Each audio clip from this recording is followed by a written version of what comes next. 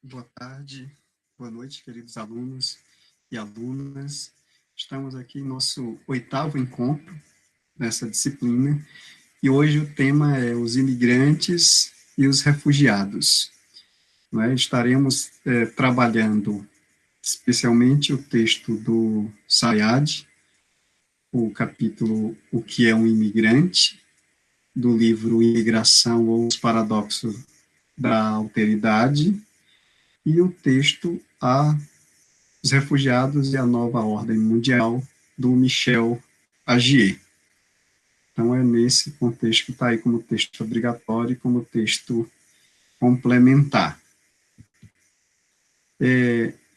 O livro Imigração, os Paradoxos da Alteridade, do Abdelmalek Sayad, que é um autor de origem argelina, um autor, um sociólogo que faz sua carreira principalmente na França, e que foi muito próximo ao Pierre Bourdieu, tanto na luta política no próprio contexto da Guerra da Argélia, nos anos 60, como nos trabalhos sobre o desenraizamento dos camponeses argelinos.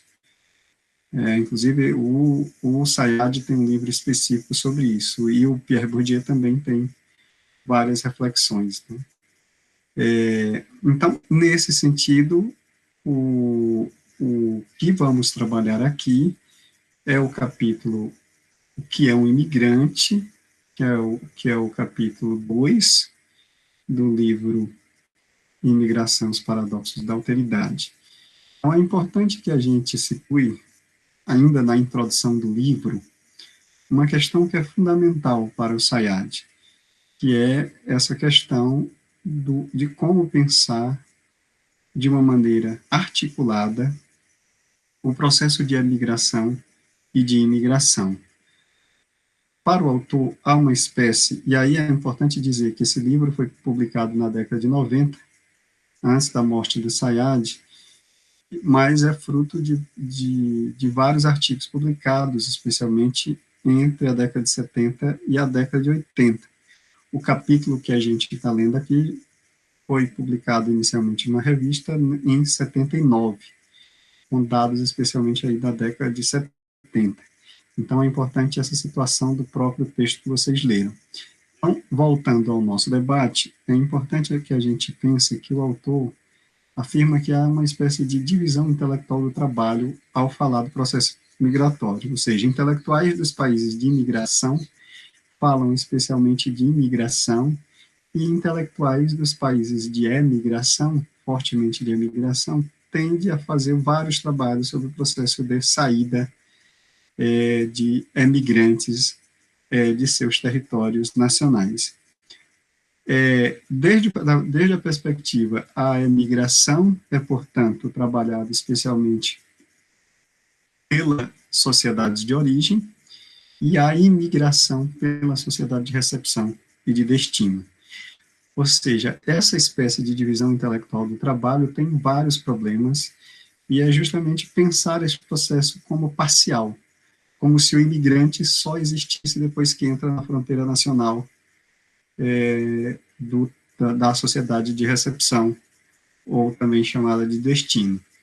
Então, nesse sentido, o que o autor vai fazer é uma espécie de reflexão crítica a esses tipos de divisão e claramente pensar a relação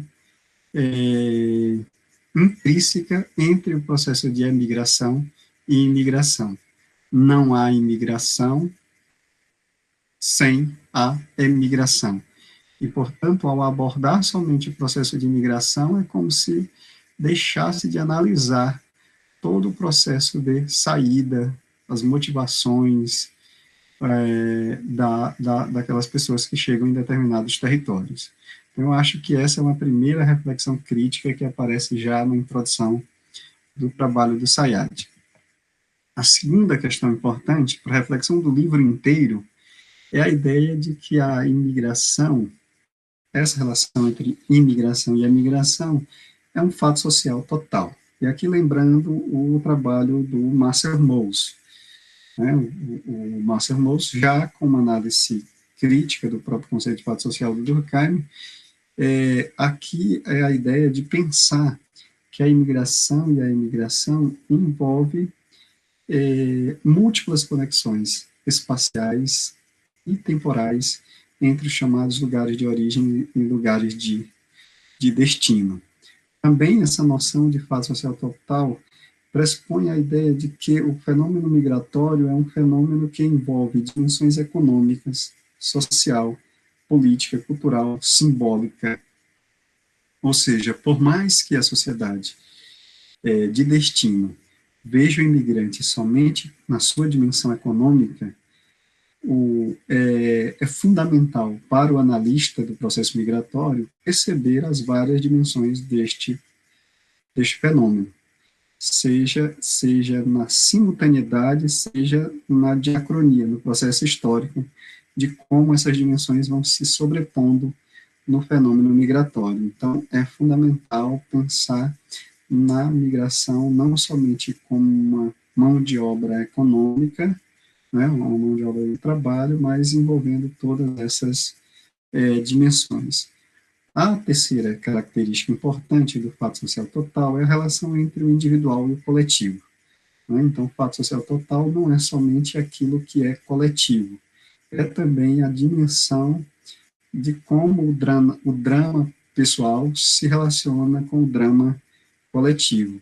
E para isso, o autor, já no primeiro capítulo do livro, analisa justamente a história de um desses imigrantes da região da Cabilha, na Argélia, as narrativas sobre este processo de ir para a França, né? E todo o incentivo na sua terra natal, na sua aldeia natal, para essa migração, né? Ou seja, essa questão mesmo da construção da ilusão do Eldorado francês. Então, eu acho que aqui é algo fundamental, né? Ou seja, há dois capítulos em que essa narrativa individual está mais acentuada.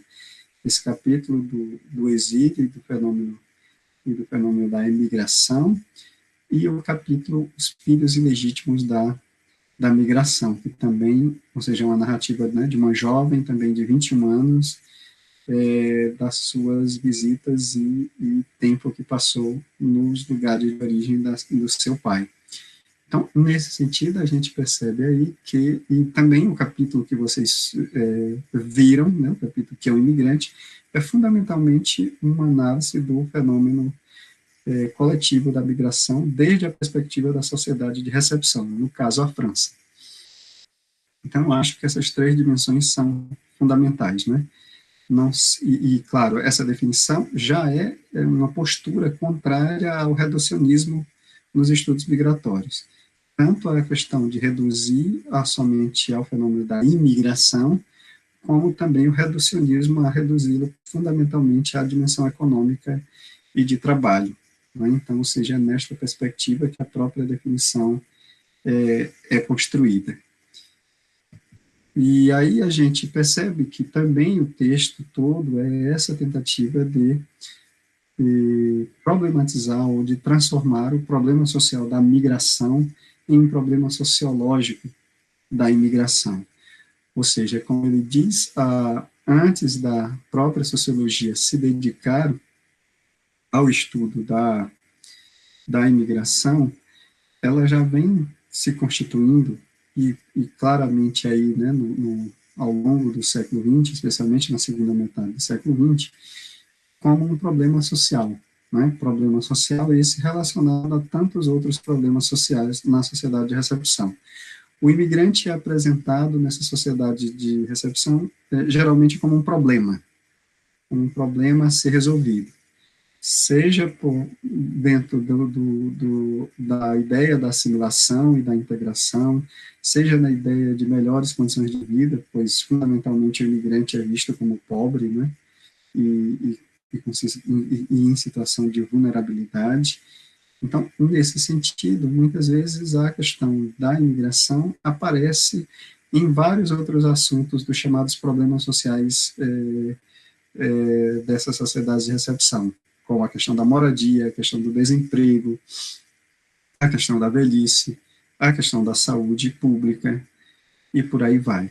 Então, nesse sentido, a imigração né, e aí quando a gente pensa principalmente, né, nos discursos mais conservadores, mais fortemente a imigração aparece como problema, né? Como problema e algumas vezes como ameaça. Então, nesse sentido, a gente percebe que uma das questões de transformar, né, que é uma das questões que vocês estudam desde o início do curso de Ciências Sociais, como transformar um problema social em problema sociológico, o fenômeno da migração é um tema muito particularmente expressivo para pensar essa questão. Então, o que o Sayad vai fazer é pensar a produção, e aí, claro, é um diálogo intenso que a gente pode ver ao longo do texto, esse diálogo com a própria teoria do Pierre Bourdieu, que também está, né, se construindo aí na década de 70, que é essa questão de pensar a maneira como todo um campo discursivo vai sendo produzido. Não é? Então, nesse sentido, pensar a questão das classificações sociais e políticas é fundamental, né? Pensá-las de uma maneira crítica, ou seja, não reproduzir o discurso da imigração como problema social, mas principalmente pensar que mecanismos são acionados para essa produção da migração como um problema social. Nesse sentido, é essa questão de pensar o que está por detrás das famosas classificações discursivas entre a migração como vantagem e como custo social. Né? Ou seja, como né, e de que forma e em que contexto o imigrante é bem-vindo, né? É a chamada migração boa ou é a chamada migração ruim, né? Nos termos mais atuais, a ideia dos imigrantes desejados e indesejados. E, claro, o que perpassa, né, nesse sentido de construção sociológica do problema da migração, é fundamental pensar que, né, pensando como Bourdieu, né, que existe uma maneira de, né, uma visão e divisão deste mundo social, a grande divisão estruturante deste mundo social, a qual, né, ou seja, se apela à própria problemática da imigração, é essa relação entre nacional e não nacional, né? Ou seja, esse binômio, essa dualidade, ela atravessa, de certa forma, a própria experiência dessa imigração, né? Ou seja, o que é o imigrante ser visto, né, muitas vezes como aquele que não pertence àquele lugar e que pertence a uma outra nacionalidade, né, e que chegou num determinado momento nessa chamada sociedade anfitriã. Então, nesse sentido, todo o argumento do texto, não só aqui neste ponto, eu estou apenas ressaltando, está nessa tentativa de ver como que o imigrante é produzido por essa sociedade de recepção, como ele é definido. Então, é importante que a gente diga, mais do que o autor dando uma definição do que é um imigrante, o que ele está procurando é que mecanismo essa sociedade, a sociedade de recepção aciona para produzir o imigrante, né, a partir de determinadas características. Essa é a tarefa fundamental deste capítulo. E aí a gente pensa, né, chega já num ponto, que é o ponto inicial de abertura do capítulo, que é essa questão, né, dual entre a condição provisória e a condição permanente, ou aquilo que o autor vai chamar da ilusão do provisório, né? Ou seja, e essa ilusão do provisório, ou essa dissimulação, né, para usar os termos do próprio autor, então, ilusão, ficção, dissimulação, parece aí bastante ao longo do texto. Então, nesse sentido, existe uma espécie de ilusão da provisoriedade, mesmo que a experiência prática diga cada vez mais que se trata de um fenômeno permanente. Então, essa condição de provisoriedade, ela aparece em diversas dimensões. Uma primeira que dá abertura ao próprio texto é essa relação entre a condição provisória de direito, o imigrante, né, quando chega, muitas vezes, no caso aqui brasileiro mesmo atual, a primeira questão é a chamada residência provisória, por 2 anos, e aí é preciso, inclusive, que tenha condições de mantimento, portanto, questões de trabalho fixo para poder ter a renovação desse direito e, portanto, adquirir a ideia da residência permanente. Portanto, existe a própria nomenclatura que está na nossa própria, né, lei migratória aprovada em 2017, dessa relação entre a residência provisória e a residência permanente. Uma das questões agora, na própria pandemia, é essa situação de muitas pessoas que estão vencendo essa residência provisória e justamente estão desempregados, sem nenhuma condição de se manter nesse momento, e a dificuldade agora de adquirir a residência permanente. Então, essa é a questão, né, da provisoriedade da documentação para os recém-chegados, para aqueles que vamos dizer assim, que entram neste processo de regularização estatal.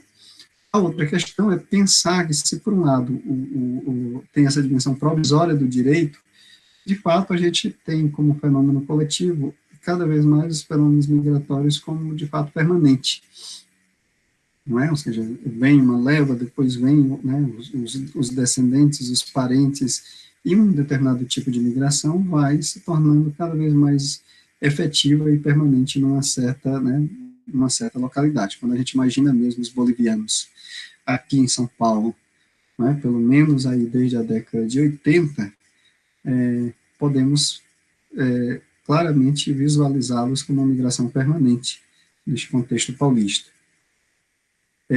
Mas o Sayad acentua que essa ideia da provisoriedade, ela é produzida não somente pela sociedade de destino, que vê o imigrante sempre como esse trabalhador provisório, mas também pela sociedade de origem, não é, que são os ausentes que um dia voltarão, não é, ou seja, essa questão da provisoriedade e a ideia do retorno, pela essa sociedade de destino, o imigrante, esse trabalhador temporário que está hoje, mas no futuro vai voltar para o seu lugar de origem, e pelos próprios imigrantes, que também subjetivamente criam todo um conjunto de representações sobre o retorno. Estão provisoriamente em um determinado lugar e a ideia de que vão retornar para os lugares de origem. Então, o que o Sayad está aqui acentuando é essa tripla ilusão da provisoriedade, né, produzida na sociedade de origem, produzida na sociedade de recepção e produzida pelos próprios imigrantes, ainda que, de fato, essa provisoriedade ou esta partida é sempre adiada. Não é? Claro que os casos individuais as pessoas retornam, né? Ou seja, tem gente que migra e com o tempo volta, mas enquanto fenômeno coletivo, migratório, né, para um determinado lugar, esses fenômenos são fundamentalmente permanentes, ainda que viva permanentemente sobre essa dissimulação, essa ilusão da provisoriedade. Então, nesse caso, e aí especialmente no que ele está analisando ali na década de 70, e é um momento, né, da crise econômica, quando na própria França o chamado imigrante econômico não passa a não ser mais bem visto, que ele diz, nesse momento, essa ideia da importância do imigrante desaparece e a radicalidade da ideia do provisório se desvela, ou seja, sem dissimulação, que é quando, claramente, nesses momentos de crise econômica, se acentuam os discursos anti-migratórios, ou todos os discursos que os imigrantes estão roubando os empregos dos nacionais e acentuando mais ainda a crise. Então, nesse sentido, você tem aí como que esse jogo entre o provisório e o permanente se produz. E esse se produz, né, como a gente pode ver, não só neste capítulo, mas também no capítulo seguinte do livro, como que essa condição da provisoriedade está marcada pela documentação, está marcada pelos tipos de trabalho que se adquire, está marcada pelo tipo de habitação, né? Então, ou seja, tem aí várias dimensões da provisoriedade constitutiva desta condição migratória. E aí a gente chega nesse ponto que é central no livro, é que para essas sociedades de recepção, é importante que a gente diga, esse capítulo é pensado especialmente desde a sociedade francesa, que recebe aí a imigração argelina, né, que é o centro de análise aqui do Sayad. Então, nesse sentido, o autor está trabalhando principalmente com a ideia da migração econômica, ou migração para o trabalho, que é assim como se pensa fundamentalmente essa migração argelina na França. Então, nesse sentido, desde a perspectiva dessa sociedade de recepção, o imigrante é definido especialmente como uma força de trabalho. Só é imigrante se trabalhar. Se deixar de trabalhar, perde a próprio sentido e a razão de ser imigrante, que é quando ele diz, né, imigrante e trabalhador é como um pleonasmo, ou seja, como uma redundância, já que só se pode pensar imigrante como trabalhador. Da mesma forma, quando o imigrante perde o emprego, ou quando, né, sai da sua como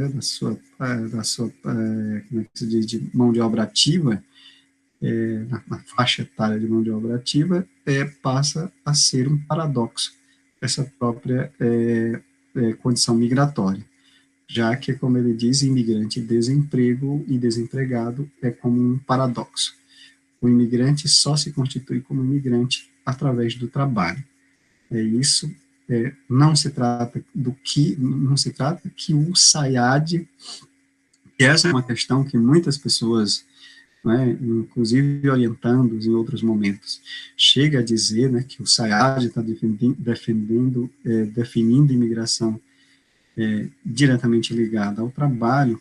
O que ele está aqui fazendo é como é que a sociedade de recepção define esse imigrante. Não se trata de uma definição do autor, né? Ou seja, não é um conceito do autor, é mais como a sociedade de recepção reduz o imigrante a simplesmente a condição de trabalhador. E, claro, a sociedade define mercados específicos para esses migrantes, geralmente mercados desvalorizados e de certa forma, rechaçados por trabalhadores nacionais. Né? E aí a gente tem aí, né, ou seja, nas questões dos cuidados, do trabalho doméstico, de várias outras atividades, né, da construção civil, de várias outras atividades que não, em muitos países, que os nacionais cada vez mais não trabalham e passam a ser nichos de mercados específicos para imigrantes.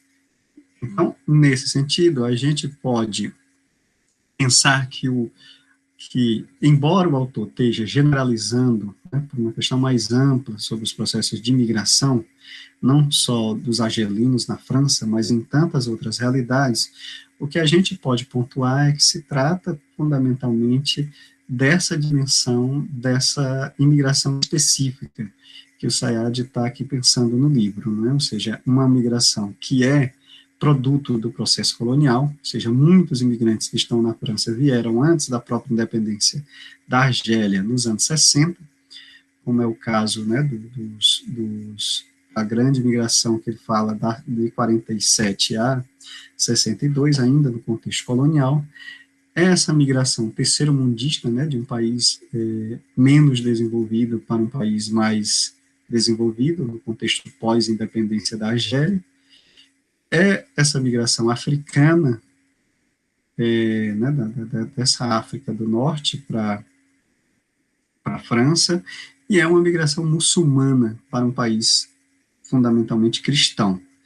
E é uma migração de longa duração, que, pelo menos nos dados do autor, atravessa o século XX, né? Claro, com acentuação maior a partir de 38, mas que remete aí às primeiras décadas do século XX. Então, ou seja, portanto, essa migração secular. Então, essas características, né, de uma migração específica que muitas vezes o autor termina generalizando para qualquer tipo de imigrante, mas é importante a gente ter essa situação específica, portanto, permeada de desigualdades de todas as ordens, nesta relação entre argelinos e franceses no contexto metropolitano. Então, nesse sentido, a gente pode dizer também que o autor costuma dizer que a própria organização do livro é uma espécie de organização cronológica, né? Ou seja, que tem a ver com os momentos da migração, por isso, primeiro, o capítulo da emigração antes do capítulo da imigração, mas também ele está pensando a maneira como a própria imigração argelina, ao longo do século XX, ela foi se constituindo, né? Primeiro como uma imigração profundamente masculina e solteira, nas primeiras décadas, e depois, a partir de meados do século, como uma migração cada vez mais de reunião familiar, né? Quando mulheres e filhos passaram a também morar na França.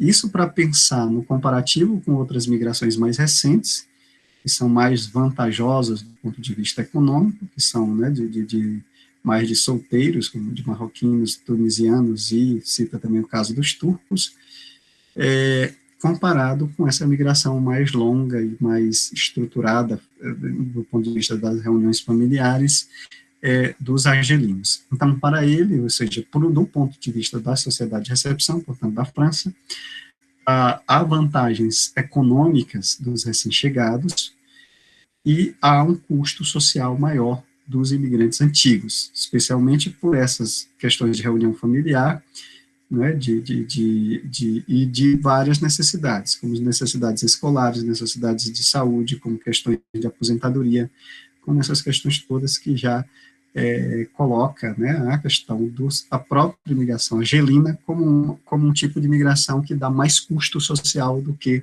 vantagens econômicas.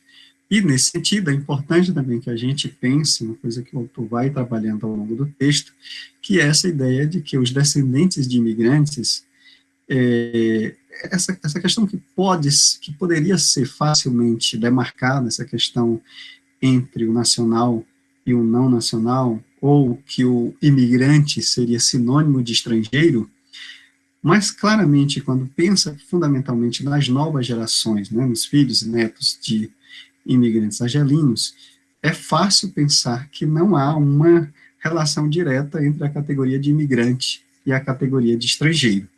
Você pode ser considerado imigrante mesmo sendo cidadão francês. Seja porque já nasceu na França e, portanto, tem a cidadania francesa desde o nascimento, você ainda é, muitas vezes, considerado, né, do ponto de vista social e do ponto de vista nacional, você é considerado um imigrante, mesmo que juridicamente você seja efetivamente um cidadão francês, mas as pessoas te consideram ainda como imigrante porque, né, compartilha com vários símbolos e questões culturais, como a língua dos familiares, e como também você, mesmo tendo nascido fora, ter vindo para a França, ter adquirido a cidadania francesa, né, nos processos de naturalização, que o próprio autor diz, na década de 70, eram bastante intensos. Ou seja, mesmo se naturalizando francês, você ainda é visto como imigrante. Então, nesse sentido, a gente pode perceber que a categoria imigrante não é sinônimo de estrangeiro. Você pode ser cidadão francês e ainda assim ser considerado imigrante. Então, eu acho que essas são considerações importantes a partir do texto do Sayad. Isso é uma imagem de uma família argelina que chega na França no contexto da Guerra da Argélia, na década de 60. E aqui a gente gostaria somente de acentuar, claro, é um texto produzido, é um livro produzido nos anos 90, mas com esses textos anteriores, como eu falei para vocês, entre a década de 70, né, o mais antigo dos textos aí do livro é de 75, o que leu bem pontue a dimensão histórica, né, de 79 até agora nas discussões migratórias. Então, o que eu vou fazer aqui é alguns levantamentos críticos ao texto do Sayad à luz de várias discussões mais contemporâneas, que tem a ver com o próprio processo de avanço da discussão sobre a questão migratória. Então, eu acho que a primeira consideração crítica é que o autor pensa o imigrante especialmente como pobre, né, como vindo de um país mais pobre para um país mais rico. Claro que a gente tem as situações migratórias, provavelmente dominantes hoje, ainda desta relação, né, da forte migração dos chamados países do sul para os países do norte, mas temos visto na última década a situação de migrações intra-regionais entre países relativamente com situações semelhantes, como temos também né, com situações mais ou menos equilibradas, como temos também processos migratórios de países mais desenvolvidos para países menos desenvolvidos. Eu mesmo, no meu contexto da tese de doutorado, analisei o caso dos brasileiros no Paraguai, que claramente se configura como uma migração muito diferente do caso analisado pelo Sayad, né? Trata-se de uma migração de um país mais desenvolvido, comparativamente, que é o caso brasileiro, com o Paraguai, né, um país visto relativamente como menos desenvolvido. E os impactos que é pensar o imigrante também como dominante, e não simplesmente como dominado, como subordinado, como pobre, como é o eixo central de toda a discussão do Sayad. Claro, porque está pensando, né, essa particularidade, né, dos argelinos na França. Uma outra questão importante que também acontece nas últimas décadas, é esse processo de feminização das migrações, cada vez mais mulheres migram, e muitas vezes essas mulheres migram sozinhas, né, e não para reunião familiar. Então, esse debate é fundamentalmente importante nesse contexto atual, né, de pensar as migrações como não simplesmente com esse argumento está no texto de Sayad, que é essa migração clássica de primeiros homens, os homens solteiros, e só depois que começam a vir as mulheres e as crianças. Então, esse tipo de ordem cronológica da migração tem se alterado muito nas últimas décadas. A outra questão é que também o que o Sayad está pensando é o modelo clássico da sociedade de origem e sociedade de destino, essa dualidade entre origem e destino no processo migratório, no caso aí a Argélia e a França. O que temos percebido também nos estudos migratórios é cada vez mais o aumento das migrações em trânsito circulares, em várias nações, e com tempos mais curtos de estadia em cada país. Né? Quando pensamos mesmo o caso haitiano, que estávamos debatendo na última aula, é específico disso, né? Ou seja, existem vários países que são países de trânsito para os imigrantes haitianos, seja o Brasil, seja a Guiana Francesa, seja Suriname, até chegar nos chamados países vistos como da grande diáspora, né, como é o caso da França, Estados Unidos, etc. Então, ou seja, cada vez mais você tem migrações que não é simplesmente entre lugar de origem e lugar de destino. Ou seja, a própria expressão sociedade de destino tem sido problematizada, pensar bem mais como sociedade acolhida, sociedade de recepção, já que a noção de destino dá como se fosse, né, o fim da linha aí migratória. Né? Então, claramente, a gente percebe aí que os processos migratórios têm sido cada vez mais diversos. Quando a gente olha qualquer tipo de migração aqui atual em São Paulo, né, se pensamos nos congoleses, muitas vezes já migraram para para Angola, e é de Angola que estão vindo para cá. Quando a gente pensa nos bolivianos, muitos bolivianos já moraram na Argentina e na Espanha antes de virem para o Brasil. Então, ou seja, essa questão entre lugar de origem e de destino tem sido também bastante problematizada. Do mesmo jeito, o Sayad está muito pensando, né, nessa migração histórica, clássica, da saída de um lugar de emigração para um lugar de imigração, né, com uma temporalidade longa, e até com visitações aos lugares de origem bastante raras. O que tem acontecido é cada vez mais o aumento, até pelas questões das comunicações e dos transportes, cada vez mais o aumento das conexões e simultaneidade das relações entre o lugar de origem e o lugar de destino, colocando aqui entre aspas, devido ao comentário do item anterior. Então, essas conexões variadas, que tem a ver aí, né, com a internet, com todas as formas de comunicação hoje, como também com a maior presença de estadias temporárias em determinados lugares, tem aí problematizado também essa ideia da emigração e emigração como tempos, né, como espaços e tempos separados. Do mesmo jeito, a gente pode, que o texto do Sayad acentua muito essa ideia da ilusão provisória e da chamada neutralidade política, ou do imigrante não ser visto como agente político nos lugares de origem e de destino. De origem porque estão ausentes, de destino porque não são cidadãos, né? Não são considerados cidadãos, portanto, não têm direito de representação política ou da própria questão do voto.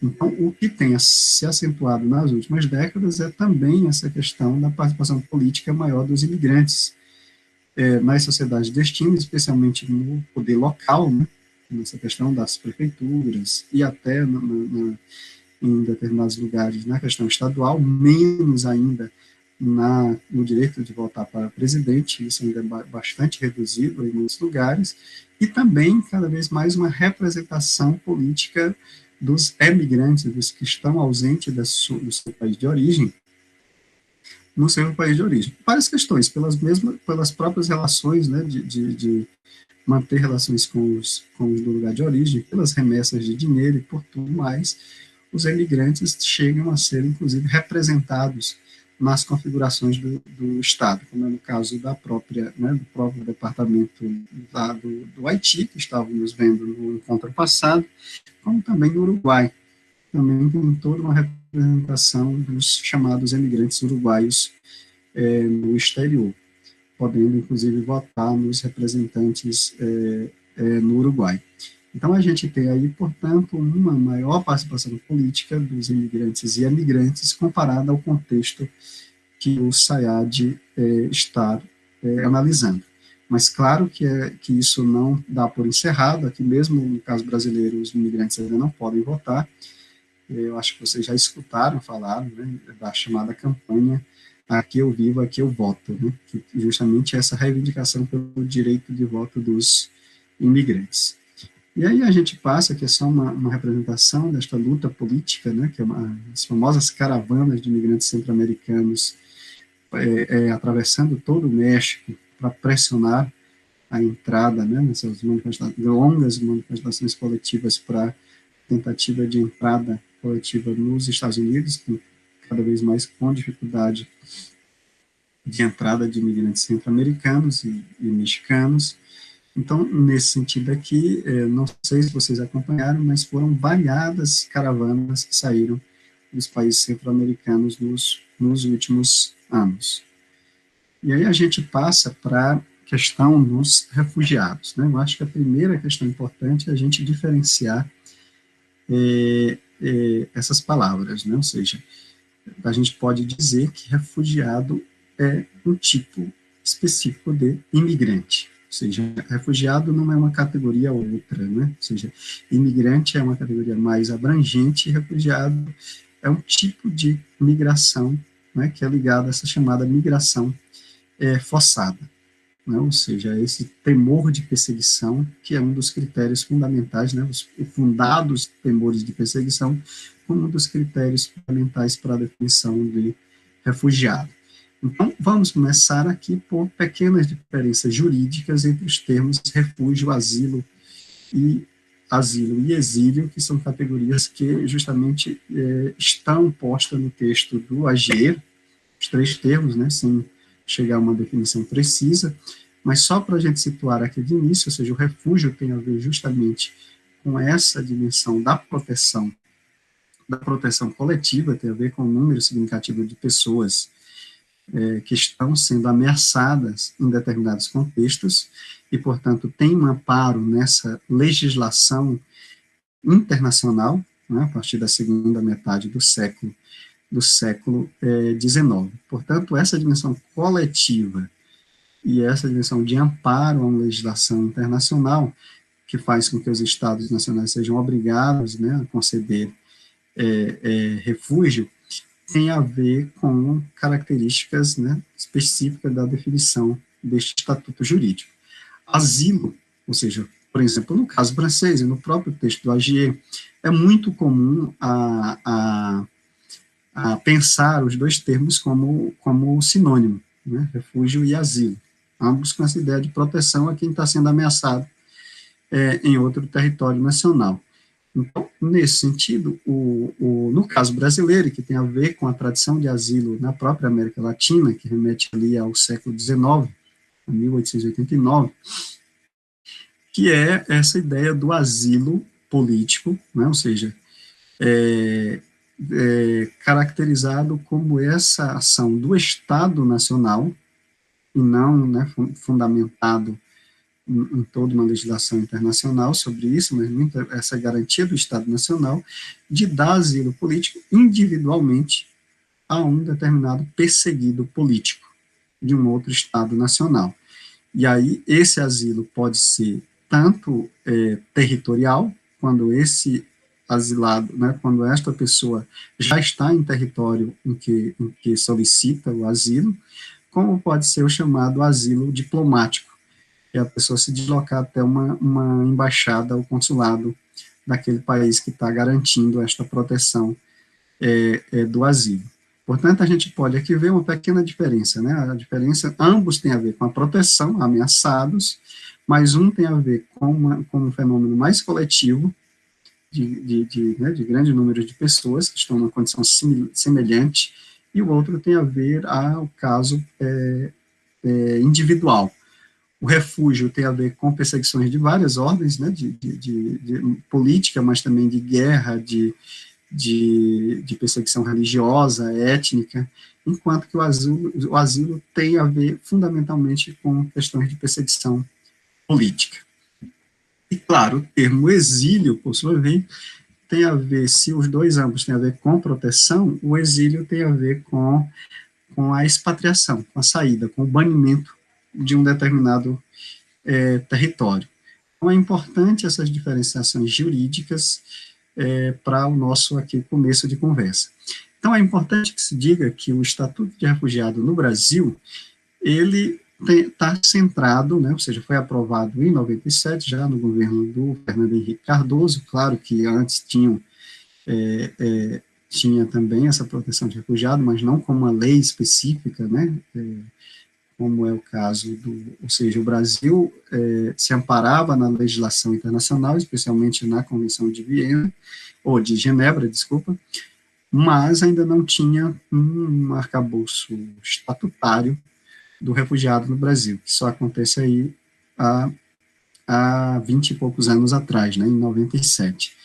Então, a gente pode ver nas próprias três cláusulas fundamentais da definição de refugiado, que está no Estatuto do Refugiado no Brasil, remete à questão da Convenção de Genebra, de 51, e ao Protocolo de 67, que é essa, né, devido a fundados temores de perseguição por motivo de raça, religião, nacionalidade, grupo social ou opinião política.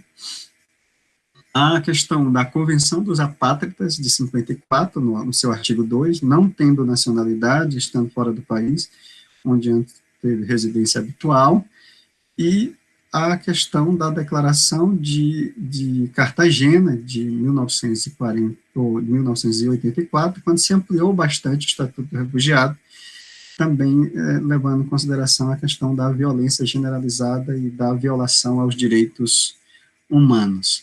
Então, a gente tem aí o que eu estou chamando aqui de refugiado como estatuto jurídico. Há todo um conjunto de legislações internacionais e nacionais que garante um estatuto de proteção a esse indivíduo que comprove esses fundados temores de perseguição em seus lugares de origem.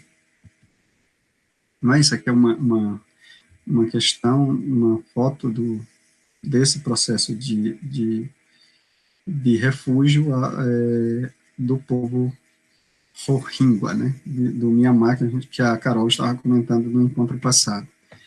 Então, aqui no caso brasileiro, as instituições responsáveis pelo refúgio no Brasil é a Polícia Federal, onde se dá a solicitação de refúgio e o preenchimento do chamado protocolo. Esse protocolo tem a validade de 1 ano, que é justamente o período para o CONARE dar uma posição, que muitas vezes é adiado por mais de 1 ano, e, claro, o protocolo tem validade enquanto não saia uma resolução do CONARE. Também tem essas organizações da sociedade civil, no caso de São Paulo e do Rio de Janeiro, especialmente a Caritas, que tem essa responsabilidade por passar informações sobre direito, acolhida, acompanhamento dos que necessitam de proteção, e, claro, quem decide esse órgão oficial do Ministério da Justiça, que é o Conselho Nacional para os Refugiados, o CONARE, que cada vez mais acumula dados sobre esses solicitantes de refúgio no caso brasileiro.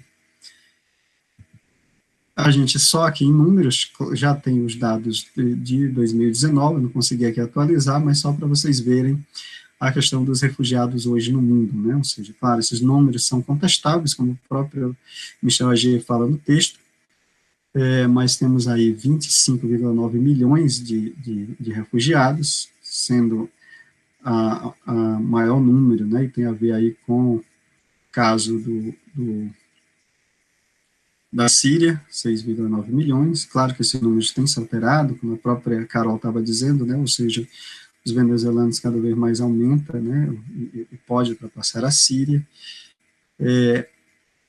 Os países que acolhem, né, especialmente ali a Turquia, com 3,7 milhões, e o Paquistão, solicitantes de refúgio, 3,5 milhões, e os deslocados internos, 41,3 milhões, ou seja, a gente tem aí a expressiva maioria de deslocados internos quando comparamos com os refugiados, esses deslocamentos entre países. No caso brasileiro é bastante reduzido, temos aí somente 32.600 reconhecidos, né, de refugiados reconhecidos, sendo a ampla maioria de venezuelanos, com um número expressivo no final do ano 19, né, do ano passado, que esses 21.431 de solicitações de refugiados de refúgio venezuelano reconhecido, passando a ser estatutariamente reconhecido como refugiados. E temos um número expressivo, quando comparado com os casos já julgados, um número expressivo de solicitantes de refúgio, né, 161 mil comparado com 32 mil de refugiados. Isso só para situar brevemente essa problemática. A segunda categoria, para além de pensar o refugiado como estatuto jurídico, é o refugiado como classificação social. E aqui tem a ver justamente com a produção, por um lado, a produção midiática dos refugiados, né? Ou seja, a partir de imagens, textos e denúncias, e como se produz a comoção pública, que muitas vezes passa também pelas próprias campanhas de arrecadação de dinheiro do próprio Acnu, né, do Alto Comissionário das Nações Unidas para os Refugiados, que, por sua vez, também reproduz imagens, textos e denúncias com essa ideia de comoção pública. E os então, nesse sentido midiático e no sentido de diversos discursos políticos, né, inclusive de líderes, né, e de organizações não governamentais, há uma produção dos refugiados, especialmente como vítimas, né? Vítimas de guerra, vítimas de questões climáticas, vítimas de perseguições políticas. Portanto, há uma produção, vamos dizer assim, uma classificação social e moral do refugiado, especialmente como essa ideia da vítima, muitas vezes vista como passiva, como miserável, como vulnerável. Como há também, até para essa história, a gente sabe que o processo de solicitação de refúgio, você entra na solicitação, mas depois você passa por entrevistas, então há uma espécie de narração de si, como diz a Ângela Facundo, né, na sua tese de doutorado sobre os refugiados colombianos no Brasil. Então, a Ângela Facundo fala dessa questão de como se narra essa história, para parecer, né, ou seja, enfatizando especialmente o lado mais dramático da sua história, para se tornar crível para os agentes do CONARE, né, no caso brasileiro.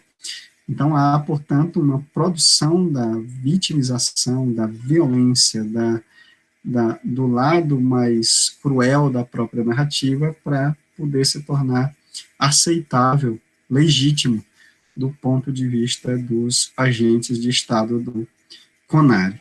Então, essas três dimensões, então, o discurso midiático, o discurso político e a narração de si nas entrevistas, produz uma ideia do refugiado, especialmente como vítima. E claro que essa é uma das classificações que os próprios refugiados muitas vezes não aceitam, especialmente quando essa ideia de refugiado passa a ser visto como uma espécie de identidade dessas pessoas.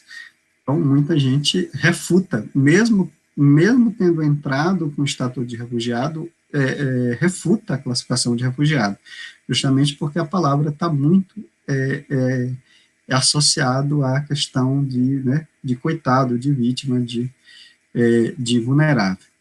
Então, a gente tem aí, portanto, esse jogo da classificação entre aceitação e rechaço desse termo refugiado no cotidiano, né, entre essas pessoas e entre essas várias agências, né, de Estado, midiática e etc. Aqui é uma dessas imagens, né, midiática produzida sobre o povo Rohingya nos campos de refugiado no vizinho Bangladesh, que é o país, né, que mais recebe esse povo. E a gente tem também, e aí dialogando com o texto do Michel Agier, o refugiado como dispositivo humanitário, ou seja, como que o refugiado é produzido por essas agências da ONU, claro, tem a ver muitas vezes com essa questão que a gente já vinha falando do vulnerável e da vítima, né? Então, como esse refugiado é produzido como dispositivo humanitário no próprio contexto das guerras, cada vez mais urbanas, como a G acentua, e dá o exemplo, né, do próprio Estados Unidos, do Império no Afeganistão e no Iraque, como no mesmo momento em que se joga as bombas, se joga comida e alimento, a questão da política, né, do cuidado, da cura e do controle nos campos de refugiado, portanto, essa política policial, assistencial e sanitária que acontece nos campos de refugiado, onde por sua vez, se estabelece toda uma hierarquia de vulnerabilidades, né? Se no discurso externo todos são vulneráveis no campo de refugiado, internamente, como diz o Agier, se produz um conjunto de categorias de administração do campo e de prioridades, o que, por sua vez, produz, né, discriminações e profundas desigualdades internas. Então, nesse sentido, essa questão é algo importante e estruturante nos chamados campos de refugiados. Assim como esse governo humanitário produz essa ideia dos refugiados como um espaço isolado e distanciado dos lugares centrais né? Portanto, a produção do refugiado, né, do governo humanitário produz o refugiado em zonas periféricas, nas zonas de fronteira, nos portos, em zonas específicas dos aeroportos. São espaços de exceção antidemocráticos e de direitos precários, como a gente pode visualizar nos próprios campos de refugiados, muitas vezes fora das próprias cidades, e com pouca visibilidade pública. Então, há, portanto, aí esse governo humanitário, se a gente pega um exemplo mais claro, né, mais próximo nosso, né, inclusive em Boa Vista, vários campos para os refugiados venezuelanos estão sendo produzidos também, né, no espaço fora da cidade ou na periferia de Boa Vista. Então, a gente tem aí também essa questão importante de como esses dispositivos espaciais, policiais e de cuidado são produzidos, fazem parte dessa lógica de produção dos campos de refugiados e de outros espaços de exceção. E aí a gente chega no que é mais interessante no texto do Agier, que é uma espécie da contranarrativa a essa ideia toda de produção do refugiado como vítima, que é a ideia das formas de resistência, das reivindicações, né, das greves de fome, dos boicotes alimentares e das formas de organização política dos refugiados e dos deslocados internos, que ele vai dando um exemplo de vários lugares, né, da América Latina, da África, da Europa, especialmente dos chamados campos de refugiados na África, de como que essas questões da forma de resistência e de reivindicação, ou dos refugiados também como agentes políticos, sujeitos políticos, é pensado, né? Ou seja, dá um exemplo das ocupações da Cruz Vermelha pelos desplaçados na Colômbia, dá exemplos dos boicotes à alimentação precária, né? Ou, inclusive as vendas de parte dessa alimentação para compra de verduras e legumes. Então, vai dando vários exemplos de como, e alguns casos que são bastante representativos, que é a apropriação do termo da vulnerabilidade como reivindicação política por mulheres viúvas e separadas no campo, né, de mulheres de Serra Leoa, no campo de refugiados na Guiné Florestal, e como essas mulheres reivindicaram os toldos, né, uma área muito chuvosa, e essas mulheres, por sua vez, os toldos sendo dados principalmente para os recém-chegados, e não para elas que estavam mais tempo, e como elas representam justamente classificações específicas de vulneráveis, como acionaram essa ideia da vulnerabilidade para reivindicar um direito de terem todo e não ficarem totalmente molhadas, né? Totalmente submetida a essa intempéries de um campo sem proteção. Como também dá um exemplo de como que o campo vai se transformando em cidade, né, nesse caso na Serra Leoa, quando refugiados da Libéria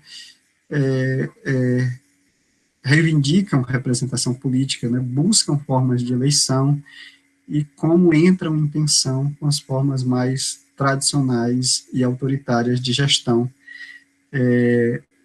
do campo. Portanto, essa questão do falar em nome dos refugiados, que lideranças é que aparecem no campo, né, seja de representantes de igrejas, seja de representantes de ONGs, como que essas lideranças começam a se produzir no campo de refugiados, que é essa ideia de que o campo de refugiado, apesar de ser esse lugar de exceção, esse espaço vazio, esse não lugar, é um lugar também preenchido por lutas políticas e por essa política de resistência, ou política da vida, como ele nomeia ao longo do texto. Então, eu acho que essa aqui é só uma imagem, né, das mulheres do campo de Borá, na Guiné Florestal, daquelas que reivindicaram os toldos e prenderam, inclusive, agentes destas organizações não governamentais. Então é isso, muito obrigado e até o nosso encontro de amanhã.